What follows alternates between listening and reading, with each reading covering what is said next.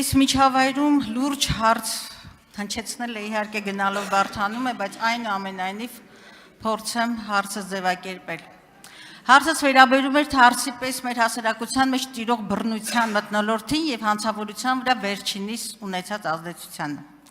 Գրեթե որ չկա, որ համացածում չբախվենք կենցաղային բնույթի հանցագործությունների,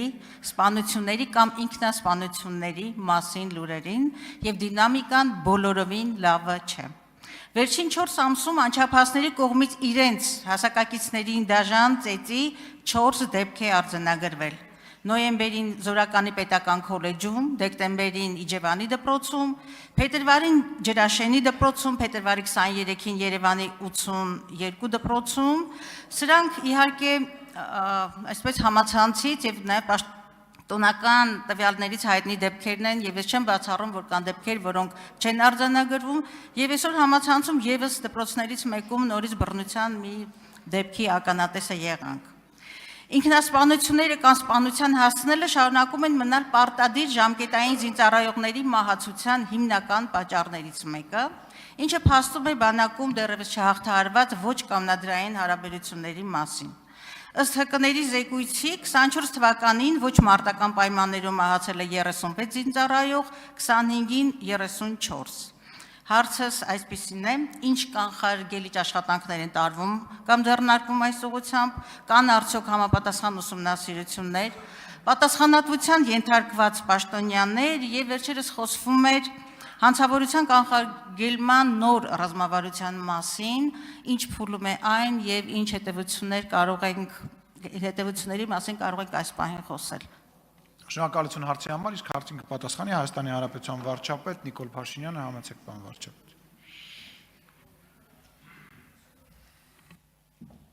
Շնորհակալ եմ հարցի համար, Տիկին Գալստյան, ձեր հարցի մեջ իրականում մի քանի բանալի բառեր կային, այդ բանալի բառերից մեկը համացանցներ, որովհետև եթե նախկինում դպրոցականների շրջանում այդ հարաբերությունների մասին TikTok-ում կամ Instagram-ում չի եղել, դա չի նշանակում, որ այդ հարաբերությունները չեն եղել։ Այսինքն հերիք է էլի ձևանենք։ Հիմա հարևանը հարևանի հետ շքամուտքում վիճում է, երրորդ հարևանի առաջի գործը արա գցի TikTok, որ առաջին ինքը բանը հավաքի։ Այս այդ մասով։ Իսկ խնդրեմը կա։ Մենք այդ թեմայով կառավարությունում քննարկումներ ենք ունենում եւ պաշտպանության նախարարությունում մահերի մասով կներեք, բայց եթե բան ենք ասում, եկեք արձանագրենք, որ վիճակագրության մեջ է նաեւ այն, որ մեր հարգելի զինծառայողը, ասենք օրինակ, տանը, ասենք ինֆարկտից մահանում է։ Ոչ մարտական պայմաններում մահի վիճակագրություն նաեւ է վթարյա ենթարկվում։ Եվ այլն եւ այդպես շարունակ, դրա համար մենք պետք է վիճակագրությունը բան անենք, տարբերակենք, իսկ վիճակագրությունը այն մեզ մտահոգող, չնայած էդ էլ մտահոգում, բայց դա այդտեղ բան չես կարող անես, առողջական, չնայած էդ էլ առողջության ապահովագրությունը այդ թվում դրա համար է, որ մարդիկ ժամանակ առ ժամանակ ստուգվեն, բայց այն մնացած մասերով մեր բանակում դեպքերի թիվը նվազել է եւ հետեւականորեն նվազում է, բայց ֆունդամենտալ առումով ես ուզում եմ մենք մի բան արձանագրենք, հետեւյալը մենք միջև մեր մեջ քրեական ենթամշակույթը որպես եկեք խոստովանենք, որ քրեականը ենթամշակույթ չի, ենթամշակույթը այն մնացածն է, քրեականը մշակույթ է մեր իրականության մեջ, որովհետեւ այդ թվում հիշում եմ, երբ որ բանի ազդարման մասին օրենսդրությունը ընդունում ենք, ձեր խմբակցությունն այդ ժամանակ ընդեղ էր նստում, ընդեղ էլ ձեր խմբակցության մի падգամավոր կա, վեր կացավ ասեց, չհասկաց այս գործ տալու մասին օրենք ենք արդեն ընդունում, այս ուր ենք հասել, բայց դա մենակ ձեր կուսակցության խնդրեմը չի, դա նաև մեր կուսակցության խնդրեմն է, դա ցավոք սրտի Հայաստանում տենց կուսակցություն չկա, որի խնդրեմը չի, քանի մենք քրեական ենթամշակույթը եւ բռնության մշակույթը, որի կրողը ուղիղ կամ անուղիղ բոլորս ենք, մենք չենք առերեսվել, մենք անընդհատ բան ենք անում, բռնության մշակույթով լցնում ենք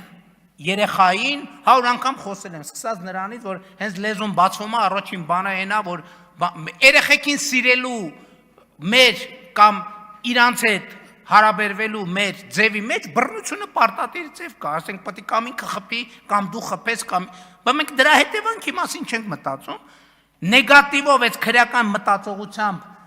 18 տարի մեր երիտասարդության լիցքավորում ենք, հետո ուղարկում բանակ։ Հետո գնում մի հատ լեյտենանտի կամ մայորի կամ գնդապետի բռնում դատում, ասում են դու ինչի՞ չես այս խնդիրը լուծել։ Ես նկատի ունեմ, եթե լրջության մասին եք խոսում, եթե ուզում եք, որ հարցը դիտարկենք խորությամբ, մենք պետք է այս մակարդակ գնանք։ Ես ուղիղ ասում եմ, միջև Հայաստանում այս քրեական ենթամշակույթը չի դուրս եկել, չեմ ասում, ուրիշների միջից, մեր միջից։ Ինձնից սկսած մնացածով շարունակած։ Մենք անդադ այդ խնդիրներն ունենալու ենք։ Որովհետև քրեականը եկեք ենթամշակույթ չի։ Քրեականը մշակույթ է, ենթամշակույթը այն մնացած հատվածն է։ Եկեք լուծենք այս հարցը։ Այդ լուծելու համար, բայց պետք է առերեսվենք այդ հարցի հետ։ Արձագանք։